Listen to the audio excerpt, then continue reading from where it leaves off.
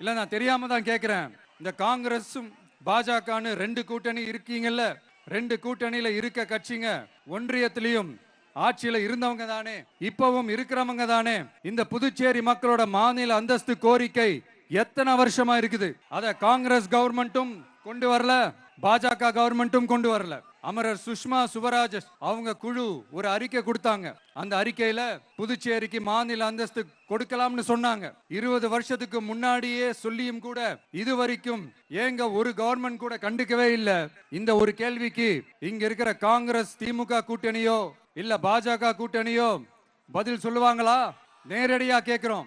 மனசாட்சி இருந்தா, மக்கள் மேல அக்கறை இருந்தா இந்த கோரிக்கை ஏன் இவ்வளவு நாளா இழுக்கிறீங்க? இப்படி நாம கேட்டதும் இவங்க யார்கிட்டயும் ஒழுங்கான பதில் இல்லாததால என்ன சொல்லுவாங்க தெரியுமா? இந்த விஜய்க்கு அரசியல் அனுபவம் இல்லைன்னு சொல்லுவாங்க.